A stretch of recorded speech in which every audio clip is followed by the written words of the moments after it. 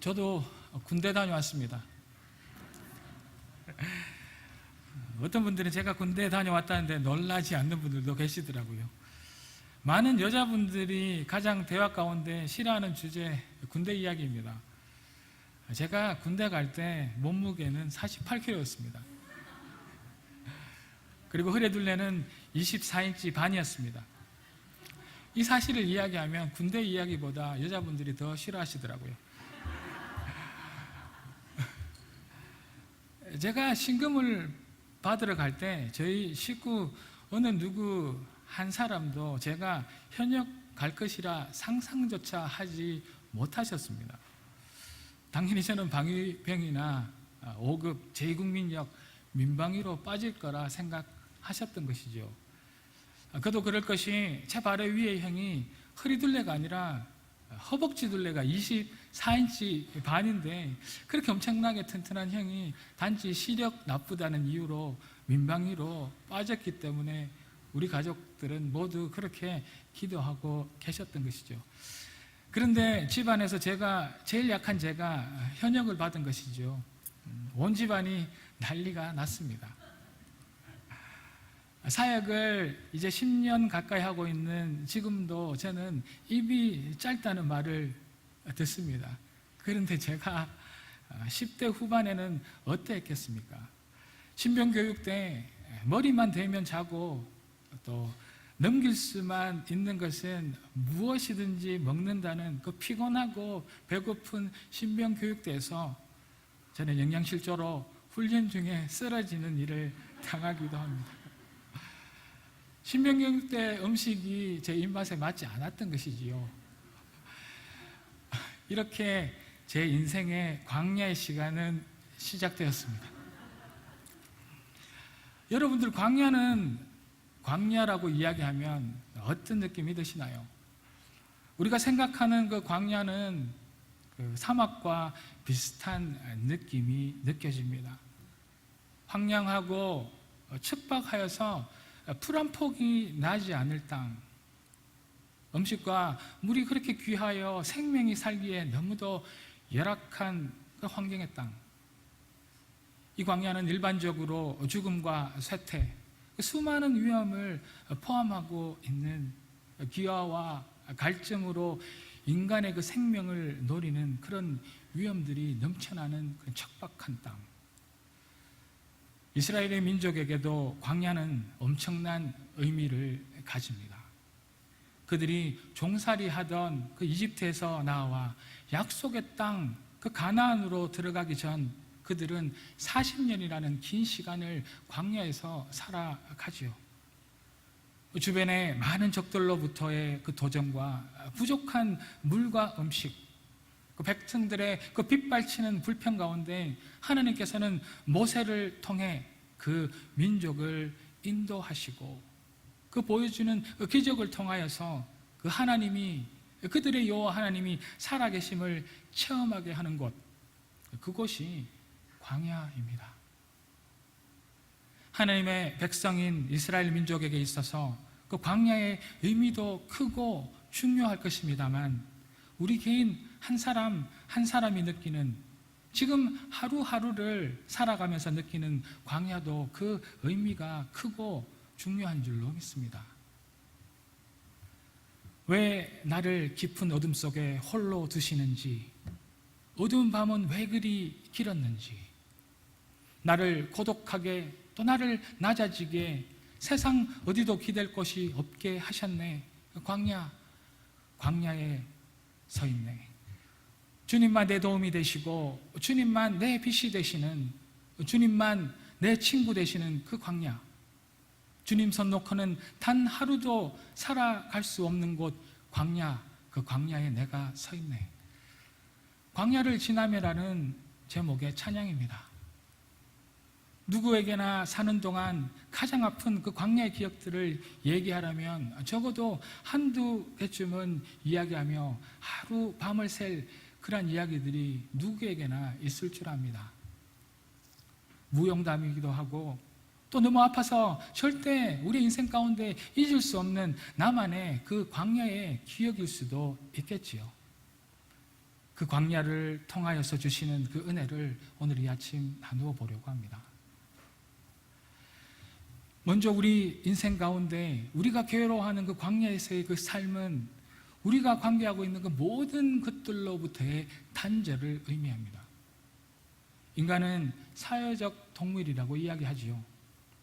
사람은 무엇인가를 위하여서 모이는 존재들입니다. 모여서 서로 관계를 맺으며 그 관계 속에서 살아간다 하여 사회적 동물이라 이야기합니다.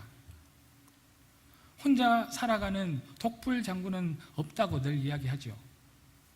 서로가 서로에게 좋은 영향력이든 아니면 그렇지 않든 우리는 서로 그 영향력을 주고받으며 살아가는 것이 사회적 동물로서 너무나 당연한 이야기이죠. 특별히 인간인 우리들은 하나님과 긴밀한 그 교제를 위하여 창조되었고 그렇게 창조하셨습니다.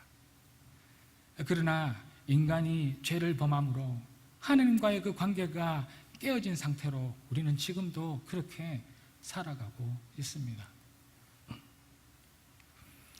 첫사람 아담과 하와의 욕심으로 말미암아 죄가 우리 안에 들어왔고 그 결과로 하나님과의 그 관계는 단절되게 되었습니다. 하나님과의 그 단절은 하나님과의 또한 그 대화의 단절로 계속해서 이어지고 있습니다. 범죄 이후에 그 아담은 하나님을 피하여서 에덴 동산 그 숲풀에 숨어 있게 되어집니다. 그렇게 하여 이는 내 뼈 중에 뼈요 내 살 중에 살이라고 고백하면서 서로 사랑하던 그 인류의 그 첫 번째 부분은 서로에게 그 죄에 대한 책임을 전가하며 주신 그 가정 안에서 불신을 가지고 살아가게 되죠. 그뿐만 아니라 가인과 아벨의 그 형제 사이에서도 불화가 생기게 됩니다. 그 사이에 시기가 생기고 결국 형제들 사이에서 살인하는 그런 사건까지 이어지게 되죠. 결국 죄로 말미암은 하나님과의 그 단절은 우리 안에 그 서로의 대화의 단절로 이어지게 되고 절망, 죽음, 또 시기, 싸움, 분쟁의 그러한 결과를 우리 인생 가운데 주게 됩니다. 이처럼 우리 안에 대화의 그 단절은 하나님과의 관계뿐만 아니라 우리 인간관계에서도 커다란 문제들을 그 아픔을 이야기합니다. 부부 사이에 대화가 단절되면 그 가정은 고통스러워지고 그 속에서 자라는 그 자녀들이 느끼는 그 스트레스는 그 부모님의 죽음이나 그 형제의 죽음과 맞먹는다고 하는군요. 여러분들은 부부싸움을 하시나요? 저는 아직도 혈기가 있어서 부부싸움을 죽도록 합니다. 하나님 앞에 죄를 지음으로 가지게 되는 그 자책감과 그 고통도 엄청나겠지만은 그에 못지않게 아주 사소한 일들로 시작하는 그 부부싸움, 그리고 부부싸움으로 인해 오는 가장 사랑하는 사람들과의 그 감정의 그 단절, 그것은 정말 광야의 삶의 아픔을 느끼고도 남음이 있을 줄로 합니다. 그리고 우리 친구 사이에 그 대화가 단절이 되면 그 친하던 친구의 관계도 단절되게 되죠. 또 우리의 이 교우 관계나 그 인간의 모든 관계에서도 그 대화가, 그 관계가 단절이 되면 그 모든 관계들은 끝나고 마는 것입니다. 사람은 사회적 동물이라고 하였습니다. 이 말은 혼자 살 수 없다는 이야기입니다. 이 사회적 동물이라는 것은 서로 도우며 살아간다는 이야기지요. 그런데 서로 간에 그 대화가 단절되어서 말을 하지 않고 살아가는 이 인간관계는 얼마나 불행하겠습니까? 이러한 우리와 하나님과의 단절, 우리 서로 간에 그 사랑을 잃어버린 교제 없는 그런 삶은 하나님께서 허락하신 에덴의 동산이 아니라 광야의 삶, 외롭고 고통 속에 살아가는 삶이 될 것입니다. 그리고 우리 인생 가운데 우리를 괴롭게 하는 또 다른 광야의 삶은 우리 안에 그 부족함, 그 결핍의 상태로 우리를 몰아넣게 됩니다. 이 결핍의 상태는 아주 사소하지만 지극히 그 작은 것이라도 꼭 있어야 할 것이 없으며 치명적인 그러한 상태를 이야기하죠. 이스라엘 민족은 광야에서 그 부족한 물과 매일 만나만 먹게 되는, 그들의 욕구를 충족시키지 못하는 그러한 결핍, 그러한 부족함으로 인해서 하나님을 불신하게 되며 더 나아가 하나님을 원망하는 그러한 죄를 짓게 됩니다. 이들은 하나님을 의심하고 시험하며 언약의 하나님의 그 신실함, 그 은혜마저도 잊으며 살아가지요. 그리고 자신의 마음대로, 자신의 뜻대로 되지 않으면, 힘들면 자기에 주어진 그 은혜마저도 그 부족함으로 인하여서 그렇게 많은 원망을 하며 살아갑니다. 2월 15일자 신문에 난 소식입니다. 결국 신호는 돌아오지 않았다. 2004년부터 탐사 활동을 이어온 화성 탐사 로봇 어퍼튜니티가 동면에서 깨어지 못하는 것들에 대한 뉴스의 헤드입니다. 미국 항공우주국이 어퍼튜니티와 마지막 교신을 실패하고 그 어퍼튜니티가 임무를 종료하였음을 선언하는 그러한 소식이죠. 이 어퍼튜니티는 화성의 엄청난 모래 폭풍을 맞게 되었습니다. 그리고 그 모래 폭풍으로 인하여서 그가 가지고 있는 태양열 지별판에 그 모래가 쌓여서 그 동력원인 태양 에너지를 더 이상 모으지 못하게 됩니다. 그래서 멈춰 서게 된 것이죠. 에너지원의 부족, 그 결핍으로 화성, 그 광야에서 그 어퍼튜니티는 언제까지나 멈추어 서 있을 수밖에 없다는 소식입니다. 현대를 사는 우리들 또한 이 부족함으로 아파합니다. 우리는 남들만큼 잘 살지 못해 아파하고, 우리는 주가 주신 은혜를 서로 비교하며 아파하고 힘들어하며 살아갑니다. 서로가 서로에게 사랑받기는 원하지만 사랑할 수 있는 그 사랑이 우리 안에 너무도 부족함으로 인하여서 서로 사랑해야 될 그 상대들을 생채기 내고 아파하며 살아가는 것이 우리는 광야의 인생이죠. 우리는 오늘도 부족함, 그 결핍의 광야에서 살아가고 있습니다. 우리 안에 더 가지기를, 더 강해지기를, 우리가 가지고 있는 그 욕심으로 인해서 오는 상대적 그 결핍은 우리의 삶을 피폐하는 그러한 광야로 우리를 몰아넣습니다. 우리는 이 광야에서 너무 아파하고 단절된 세상과의 사이에서 외로워하고 고통스러워하며 살아가죠. 누구에게도 말하지 못하며 그곳에서 갇혀 홀로 눈물 흘리며 광야에 서 있는 것이 우리의 모습일 수 있습니다. 그렇다면 하나님께서는 우리에게 왜 이런 광야를 허락하신 것일까요?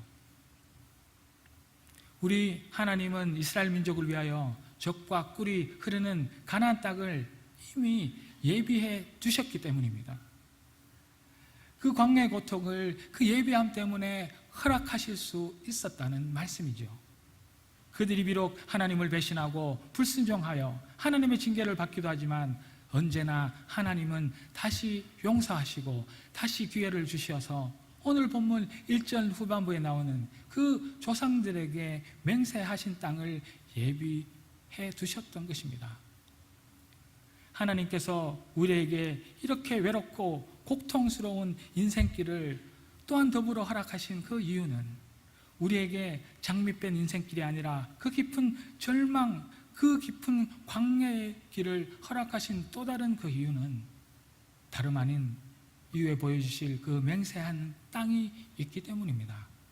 또 그것은 오늘 본문 7절에서 말씀에 아름다운 땅이라고 말씀하고 있죠.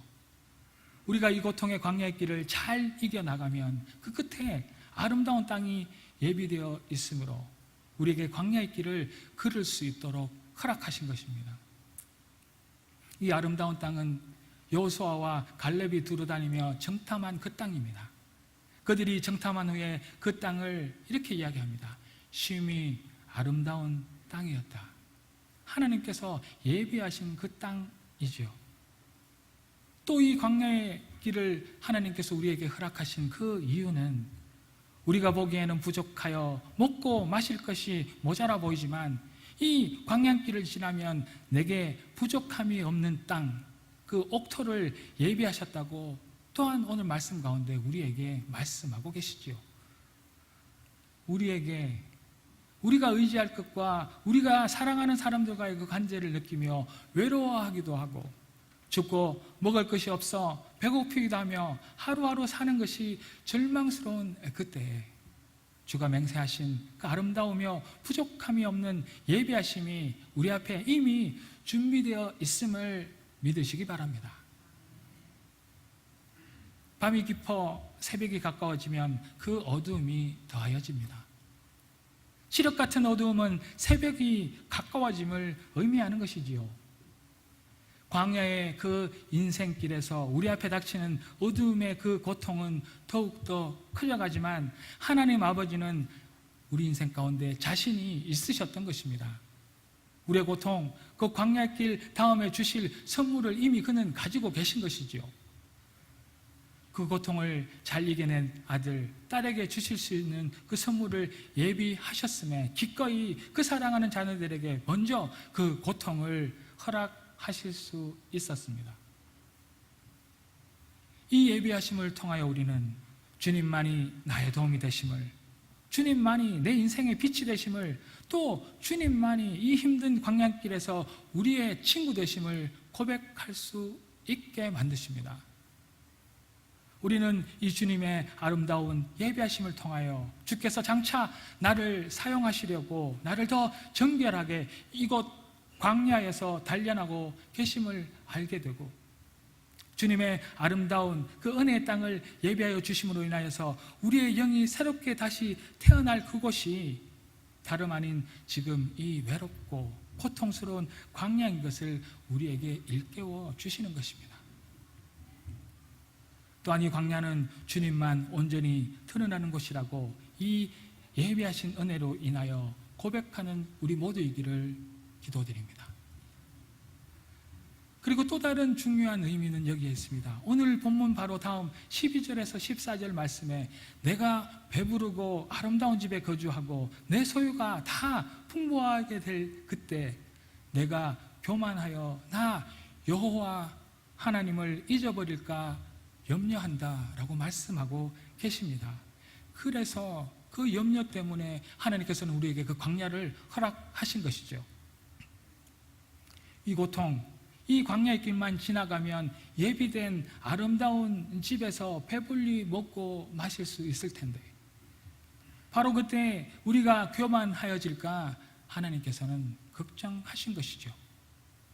교만은 하나님이 주신 그 은혜를 잊어버리게 하기 때문입니다. 교만하면 자신을 모르고 또한 하나님을 모르게 만들기 때문이죠. 교만해지면 그 영적으로 둔해져서 하나님의 자녀가 아니라 또다시 그 죄의 자녀로 돌아가며 그 속에서 살아갈 수밖에 없기 때문입니다.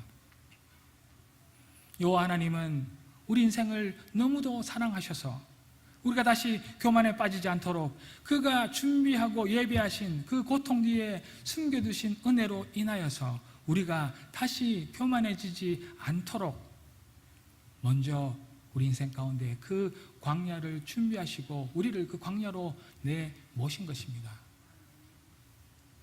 그런 의미로 광야는 우리 인생의 훈련소이지요. 여러분들은 히딩크 감독을 잘 아실 것입니다. 2002년 월드컵을 준비하며 우리나라 국가대표팀을 훈련시킬 때 히딩크 감독을 그렇게 혹독하게 체력 훈련을 시켰다고 합니다. 그는 선수들이 경기 후반에 가서도 지치지 않도록 되려 체력적인 그 우위로 경기의 종반에 승부수를 던질 수 있도록 그렇게 그 선수들을 강하게 훈련시켰다고 합니다. 광야의 시간은 우리가 앞으로 누리게 될 은혜를 지혜롭게 누릴 수 있도록 준비시켜주는 강한 훈련의 시간입니다. 우리가 가지게 될 그 부유함들이, 우리가 앞으로 누리게 될 엄청난 그 축복들이 우리에게 되려 독이 되는 것이 아니라 진정한 은혜가 될 수 있도록 이 광야에서 하나님께서 우리를 그렇게 혹독하게 훈련시키신다는 이야기죠. 우리가 우리의 노력이나 우리의 잘남으로가 아니라 주가 우리를 위해 마련하시고 예비하여 주신 그 은혜인 것을 정확하게 고백할 수 있도록 준비하신 그 시간, 그 은혜의 시간이 다름 아닌 광야의 시간인 줄로 믿습니다. 이 광야의 시간을 잘 통과하여야 주가 주신 은혜가 제대로 된 은혜가 되어지고, 이 광야의 시간을 잘 견뎌내야 주가 주신 그 축복이 우리 인생 가운데 진정한 축복의 열매가 맺힐 줄로 믿습니다. 광야를 이스라엘 백성에게 걷게 하신 하나님의 또 다른 이유는 바로 여기에 있습니다. 그들을, 또 우리들을 지극히 낮추기 위함이신 줄로 믿습니다. 우리에게 있는 마음의 그 교만함, 자기 뜻대로, 자기의 능력대로 충분히 살 수 있다는 그 교만한 마음의 그 뿌리들, 우리 인생 가운데 송두리 뽑아 제거하시려는 이유이시죠. 오늘 우리에게 주신 본문 2절을 보면, 내 하나님 여호와께서 이 40년 동안에 내게 광야의 길을 걷게 하신 것을 기억하라. 이는 너를 낮추시며 너를 시험하사 내 마음이 어떠한지 알려 하신다 라고 말씀하고 계십니다.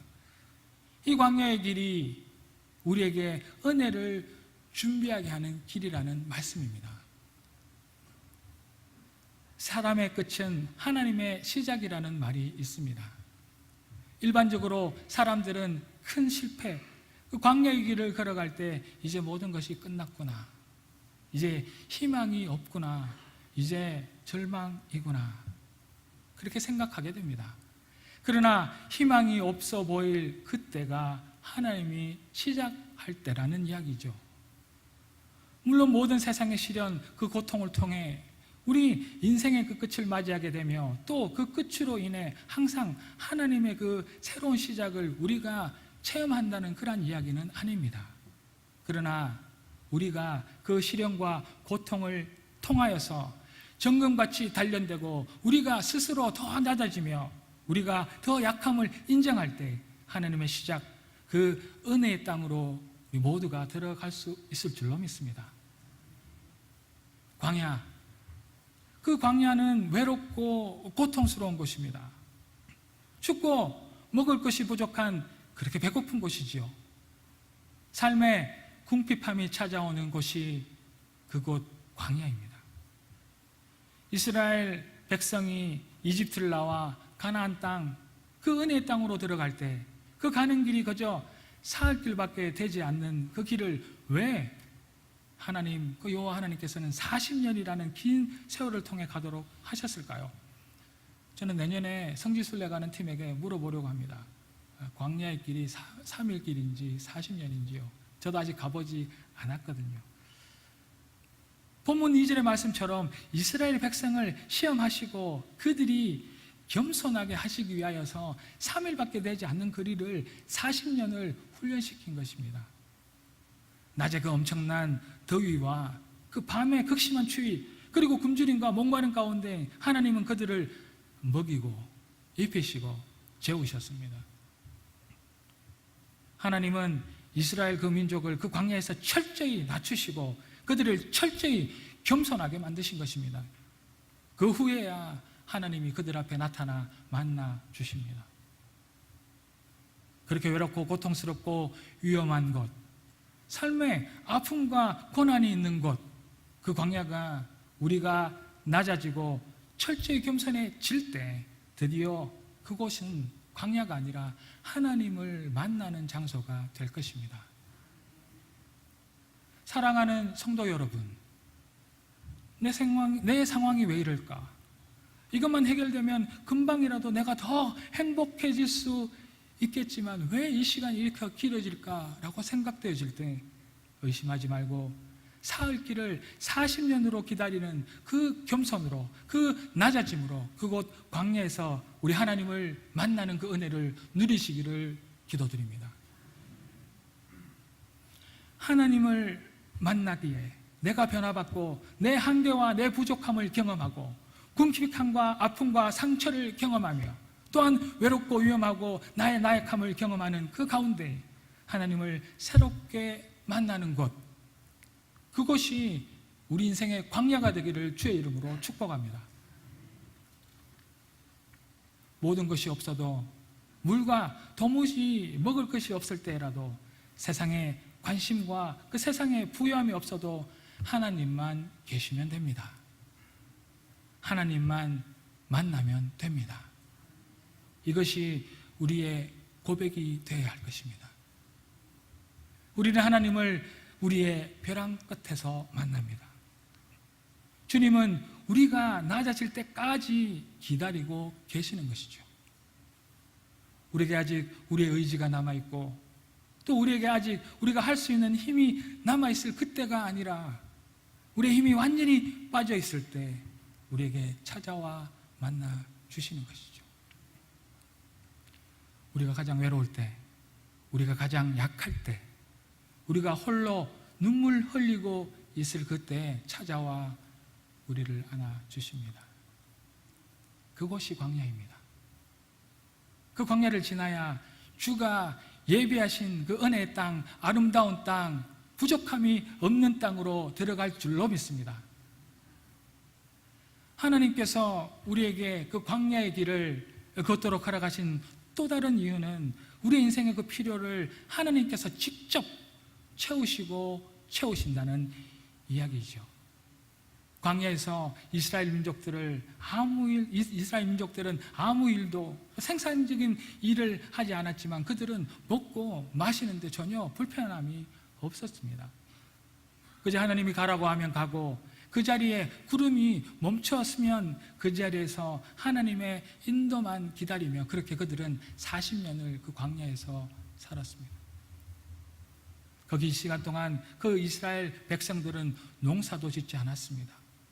그 긴 시간 동안 이스라엘 백성들은 가축도 기르지 않았습니다. 그들은 그저 하나님의 그 말씀에 순종하며 그저 그 말씀대로 나아가기만 하면 된 것이죠. 이스라엘 민족에게는 이 광야 40년 동안 하나님께 놀라운 공급하심, 그 채우심을 체험하는 시간이었던 것입니다.